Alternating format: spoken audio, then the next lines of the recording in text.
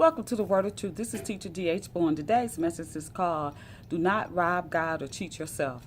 A lot of times people wonder when God says how do we, that we rob him, we wonder how do we rob him. But a lot of people don't realize that we rob him in tithes and offering.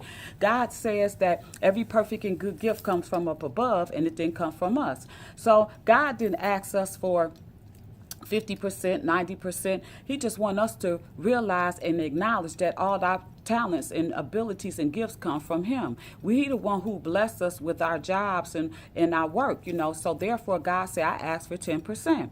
And a lot of times people cry about that, but God say that we rob him in tithes and offering, not just offerings and not just tithes, but tithes and offering. And a lot of times people feel if they hold out on God, that's making them have more. But God say no, that you are robbing him. And when you rob him, you are cutting yourself short, you cheating yourself because a curse come upon your life. Now I'm about to read from Malachi chapter 3 verses 8 through 10, and it reads as follows. It says, Will a man rob God? Yet ye have robbed me, but ye say, Wherein have we robbed thee? In tithes and offering?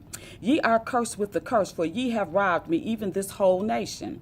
Bring ye all the tithes into the storehouse, that there may be meat in my house, and prove me now herewith, said the Lord of hosts, if I will not open you the windows of heaven and pour you out a blessing that there shall not be room enough to receive. Now in this word, we see that God's word says that people rob him in tithes and offering. When people don't pay their tithes and pay their offerings, that's how they rob God. And people wonder why things happen upon their life. And that's why God said to choose. He set before us a blessing and a curse, and to choose either a blessing of the curse or life or death. So God tell us to choose the blessing and to choose life. When we choose life, we will put God first. We will listen to him. God say, seek the kingdom of heaven first and his righteousness, and all the things he know we need will be added unto us.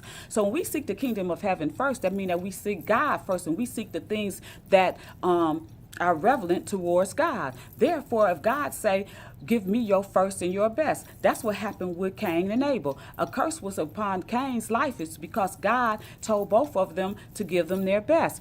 And Abel gave God his best, but Cain didn't. And Cain was upset and he was mad and he was jealous because Abel gave a better sacrifice than he did. But God said, Cain, why are you upset? Couldn't you have gave me your best and your first as well? And see, a lot of times people don't wonder why they wonder why they have a curse upon their life. It's because they rob God in tithes and offering. Now we know when we work, the internal revenue service, they take out the federal taxes, the state take out the state, and the city take out the state. They don't ask you, they just take it. And God say, now I give you a free will, and I set before you life and death and the blessing and the curse. Now you choose which one that you want, because God give us a free will. Therefore, God is telling us that we are robbing him in tithes and offering. And when we rob him, we cheat ourselves, because we bring a curse upon our life. That's why you have to make sure that you give God your first and your best. Don't hold out on God, because you hold out on God, you hold out on yourself. God give us these instructions because he wants us to plant seeds, and he wants us to remember where our blessings come from. And that's why a lot of times people wonder why they lose and they keep coming up short, and certain things is not working out in their life. Yes, we must suffer with Christ in order to reign with him. So yes, we may go through some suffering, but you could tell when it's a curse on your life. You have to evaluate yourself and ask yourself, is this something that I'm doing wrong? Am I putting God first? Am I bringing all the tithes and the offerings to the storehouse? Am I robbing God? When I rob God, I cheat myself. So you have to ask yourself, is it worth the holding back on God? Because when you hold back on God, you're holding out on yourself, And see, people don't realize that what God mean when he said, I will open up the windows of heaven and roll you out a blessing. It's just not a financial blessing. It could be a blessing in your body. It could be God could give you some witty ideas.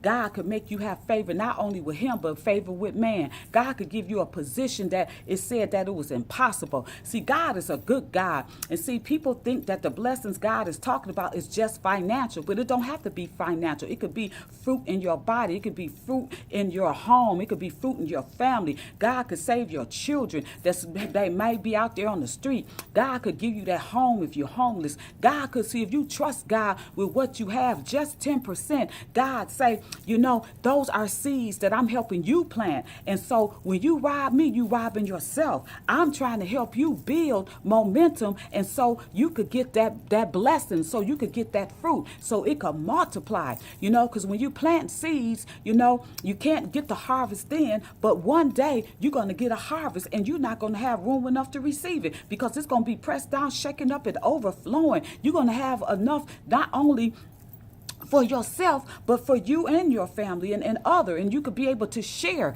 and as you keep planting, you're going to get a harvest. And see, a lot of times people are afraid and they scared, but they still want God to open them up the windows of heaven and pour them out all these blessings. And God say, why do you rob me? When you rob me, you think you're doing something, but you're cheating yourself. And you see, the word says that you rob me in tithes and offering. He didn't say just tithes. He didn't say in just offerings. He say in tithes and offering. When people hold out on tithes and offering, they holding out on themselves. They're not doing nothing but cheating themselves, because they're closing up the way that God,